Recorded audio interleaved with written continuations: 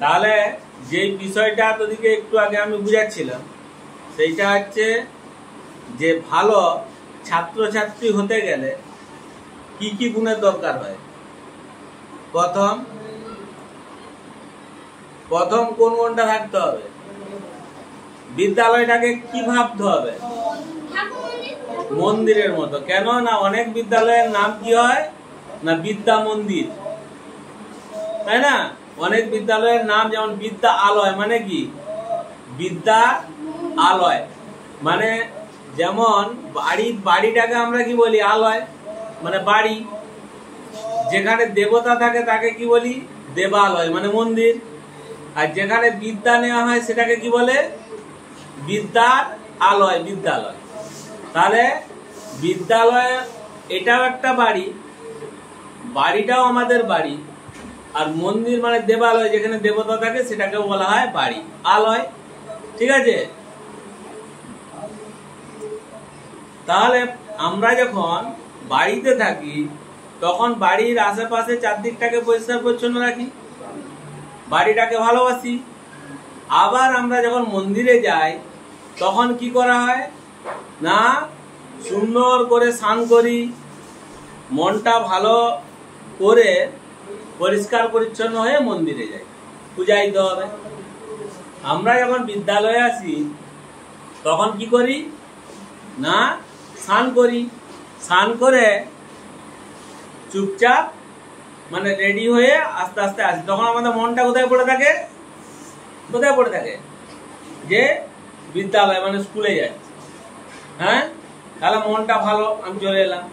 যেমন আমরা নিজের বাড়িটিকে ভালোবাসি, মন্দিরকে গেলে যেমন ভক্তি থাকে একটা, তেমন বিদ্যালয়ের প্রতিও আমাদের কি রাখতে হবে? ভক্তি রাখতে হবে। রাখতে হবে তো, তবেই তো সেই জায়গাটাকে ভালোবাসা যাবে। হ্যাঁ, আচ্ছা, এবারে তারপরের শর্তটা কি হবে না বিদ্যালয়ে যেমন মন্দিরে কে পুরোহিত থাকে, পুরোহিত তোদেরকে যেভাবে বলবে সেভাবেই তো করিস।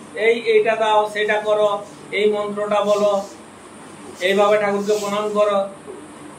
সেইটা বাড়িতে কে আছে? বাবা মা, ঠাকুমা, দাদু, কাকা, কাকিমা, জেঠু, জেঠাইমা, এরা সব গুরুজন, তো এরাও যেভাবে ভালোভাবে চলতে পারে চলিস। যেমন বিদ্যালয়ে কারা থাকে? শিক্ষক শিক্ষিকা, তারা যেভাবে বুঝাবে, পড়াটা বুঝিয়ে দিচ্ছে, এইভাবে পড়, এইভাবে অঙ্ক কর, তুই সোজা হয়ে বস চুপচাপ। হ্যাঁ, এই মন দিয়ে এইটা পড়, এইটা রেডি কর, এইভাবে পড়তে হবে, এইভাবে পরীক্ষা দিতে হবে, তাই তো? তাহলে তাদেরও আদেশটা মেনে চলা উচিত। তবে কি হবে না শিক্ষক শিক্ষিকাদের প্রতি ভক্তি জন্মাবে, তারা যেটা বুঝাবে সেটা মন দিয়ে বুঝতে মন যাবে।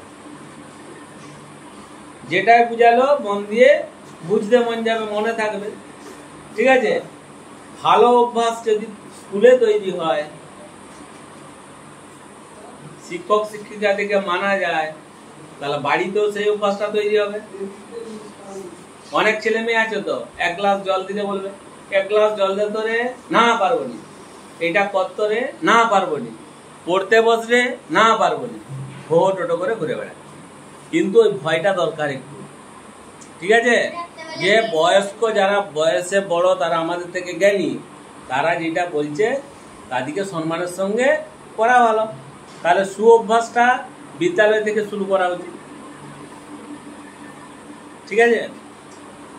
আচ্ছা, তারপরে এবার মানে কি পড়াশোনা আমরা সবাই করছি, একই বই যখন বুঝানো হয় তখন সবাই বুঝে যে অয়ন সবসময় অন্যমনস্ক, মানে আমি কি বলছি ও কি শুনছে না, শুনলে চুপচাপ বসে শুনতো। তাহলে একই রকম বুঝানো হয়, একই রকম পড়ানো হয়, কিন্তু সবাই সমানভাবে বুঝে উঠতে পারে না। কারণ কি মনোসংযোগের অভাব। কারো আবার বুদ্ধি কি সবারই সমান হয় না। যার বুদ্ধি তীক্ষ্ণ হবে সে তাড়াতাড়ি জিনিসটা বুঝতে পারবে, যাদের তীক্ষ্ণ তাদেরকে বারবার বুঝাতে হবে কিংবা বারবার পড়তে হবে, তবেই বুঝতে পারবে।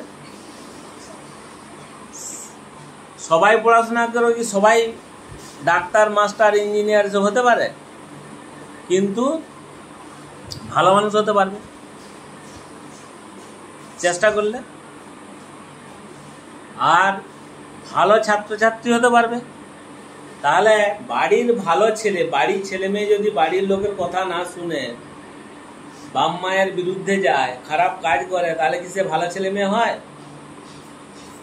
তাহলে ভালো ছেলে মেয়ে হতে গেলে কিছু গুণের দরকার হয়, যাতে লোকে তার নাম বদনাম করে। ঘরের প্রতি নজর রাখতে হবে, ঘরের গুরুজন দিকে ভালোবাসতে হবে, ভাইয়ের দিকে। সেরকম স্কুলটাকেও যদি না ভালোবাসা যায়, আর তাহলে যখন ওই যে ভালো ছেলে তেমন ভালো ছাত্রছাত্রী হওয়া যায়। আর স্কুলটা কিংবা বিদ্যালয় কিংবা বিদ্যা মন্দির এটিকে নিজেদের মতোই ভালোবাসতে হবে এবং এই জায়গাটাকে সম্মান করতে হবে, তবেই এখান থেকে বিদ্যাটা পাওয়া যাবে। এক বিন্দু বিদ্যা যদি এখান থেকে পাওয়া যায়, ওইটাই মনে থাকবে সারা জীবন।